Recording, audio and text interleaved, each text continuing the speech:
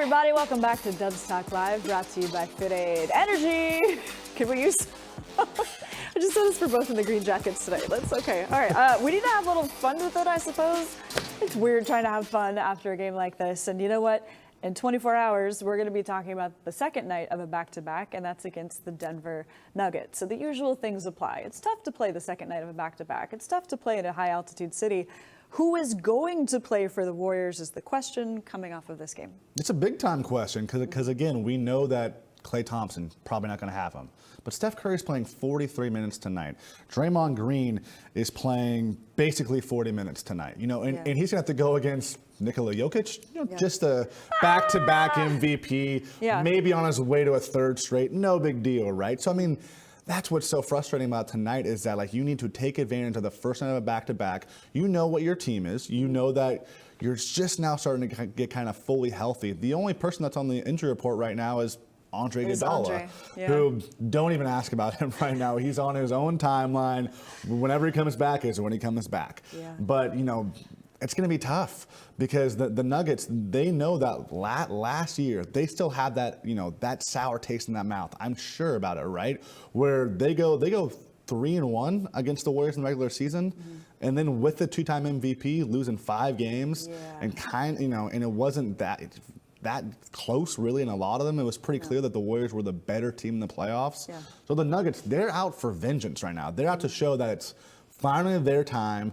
They're healthy, they got the Joker, and they want to show the Warriors that they are now the kings of the West, and the Warriors are the ones looking up at them. Yeah, all right, so it was a DMP for J. Michael Green, so he's maybe the regular guy in the rotation, kind of, who would have fresh legs for tomorrow. And as far as we know, that's it, to be determined who plays. Very unlikely that Klay Thompson plays, and then you look at some of the high-minute guys like Steph, as you mentioned. 43 minutes for Steph, ties his season high, by the way. All right, so knowing that it's the second night of a back-to-back, knowing that some guys will likely rest, of course, Steve Kerr got some questions pregame about how he's going to attack this, and I think he sort of addressed his philosophy overall about rest nights. Take a listen. We didn't do this 10 years ago, 15 years ago. Everybody just played every night, and to be frank, we're just a lot smarter now.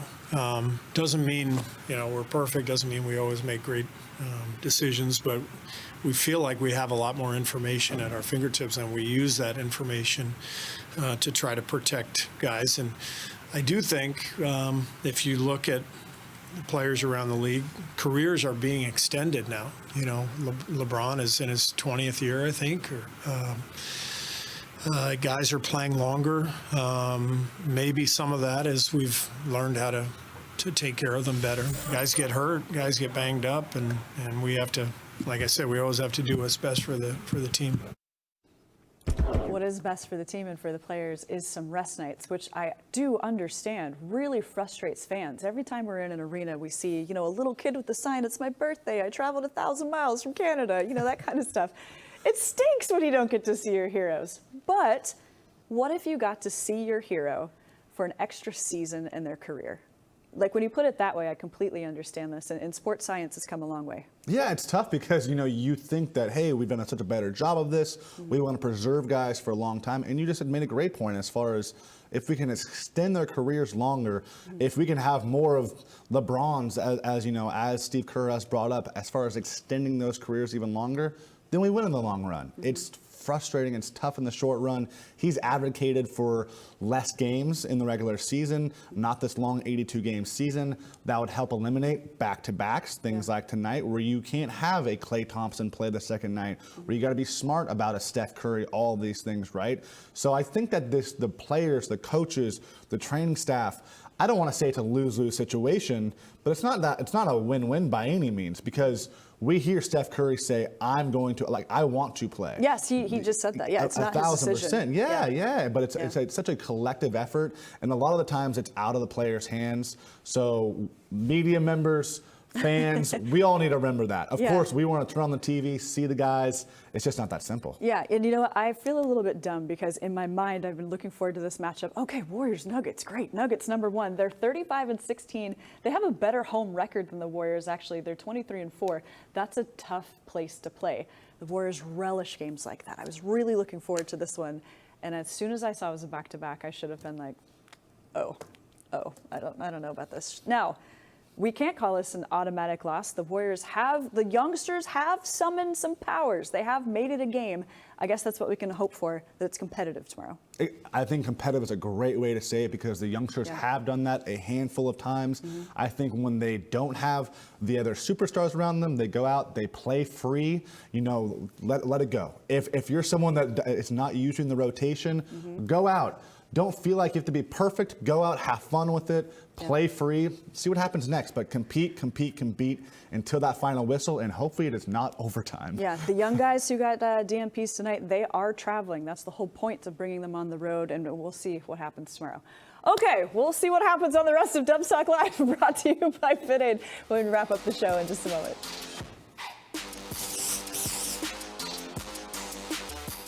Dubs Talk Live is presented by FitAid Clean Energy and Sports Recovery, the energy drink for athletes.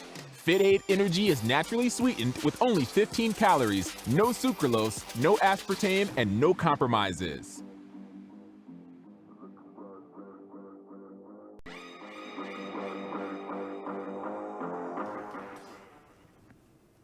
Hey guys, oh gosh, okay. Producer just said we're on, and I just had a moment of panic. Moment of panic. Thank you guys for sticking with us. We know the YouTube was a little wonky tonight.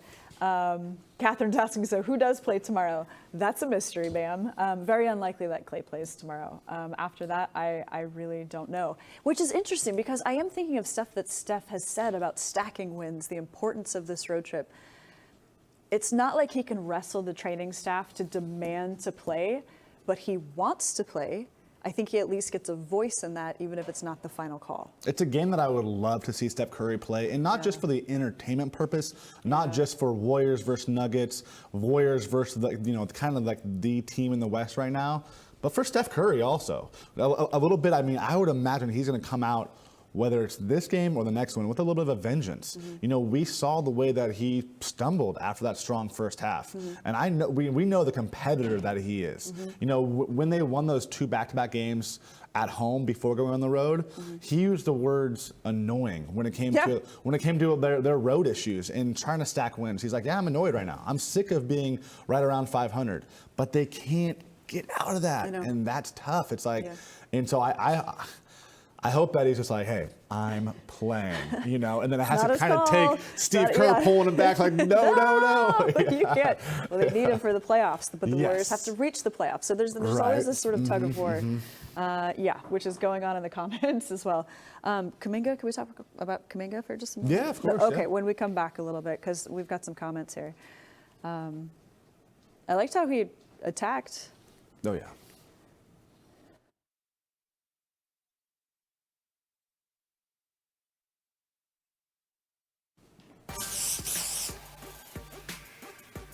Hey everybody, welcome back to Dubs Talk Live, brought to you by FitAid. So a loss for the Warriors drops them to 8th. There's this big leapfrogging that happens whether they win a game or lose a game. It's got a lot of implications.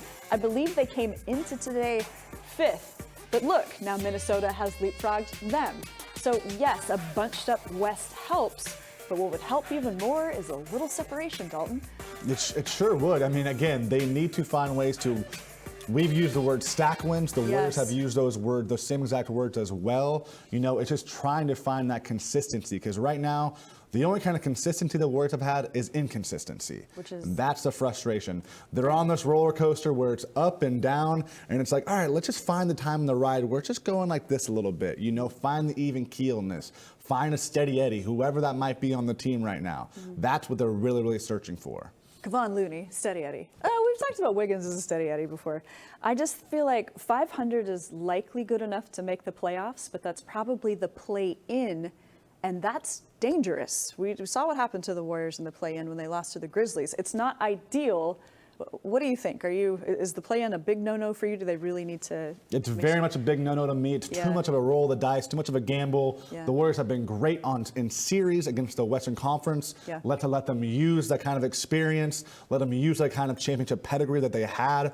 Figure out teams and not have it be a one-game thing. All right, thanks for joining us for Dubs Talk Live, aka Deja Vu Live. Dalton Johnson, always nice to get your analysis. We'll join you on YouTube in just a moment. Thanks for watching.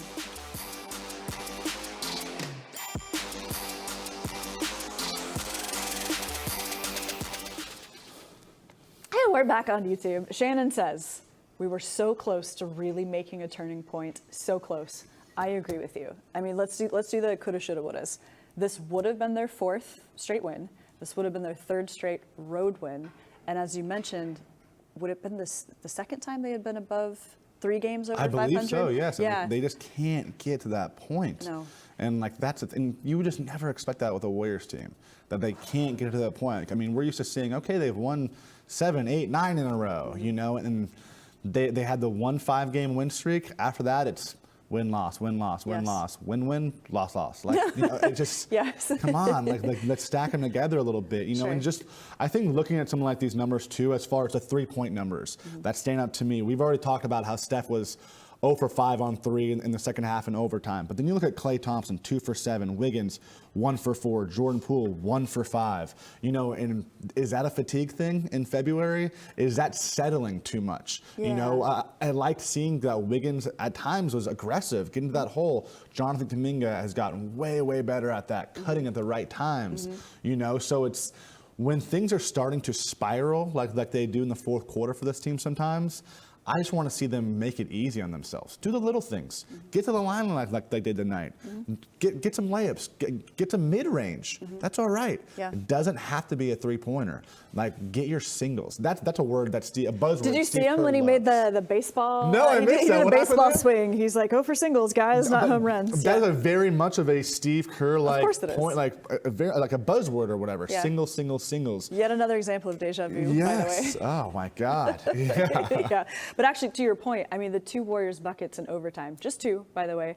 Jordan Poole driving to the rim, Andrew Wiggins driving to the rim. Everything else Exactly. missed. They were 2 of 8. So Yeah, I mean, you have 5 minutes right there. It's like, make it easy on yourself. Because if you miss 2 3-pointers, you have these long rebounds. Yep. Now the other team's out and running, things like that, right? You're just making it easier for the other team, making it harder for yourself, and you know, and that just piles on top of you. Especially a season like this, where like when it's been so hard on the road, so hard in the fourth quarter and overtime, it's like, guys, slow down. Yes. Breathe. Yes. Pass the ball.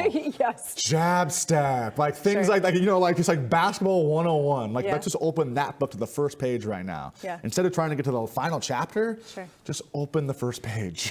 First page, dust off that book. Well, I'm thinking of those rebounds, those long rebounds that Minnesota collected, and then they race to the other side, and then you've got an easy layup or a dunk, and then you get the home crowd in it too. And I think the Warriors could feel that a little bit. The kind of comeback that the Timberwolves had in the fourth quarter, and then propelling them in this overtime. As soon as they hit overtime, I will be honest, I went, uh-oh. Yeah, no, it's weird. I feel that whenever overtime's happening, because I don't like this team with only 5 minutes like that. No, I don't You either. know, I mean, history's starting to show us this. Obviously, we've said all these stats tonight. Yeah. But like you said, it's not like, all right, overtime, like, here we go. Steph's gonna make a few shots. Yeah. Like Klay will make a shot or two. It's like you don't have the confidence. Like the meter is way too much either sinking down or being, where's it gonna go? You know, Teetering. like, you know, you want to get out of that empty. You want to fill the gas back up, but right now it feels on empty a little bit. And it's just February 1st. Like, man, they need to turn this around. When's the All-Star break? Actually, okay. I want to go home. We'll be back here tomorrow. Yeah. We'll be back here tomorrow. I've had enough today. We're good. Thank you for watching. You've probably had enough as well. But yeah, we'll see you back here tomorrow for more Dubs Talk. That is a great end right there. Yes. Go home.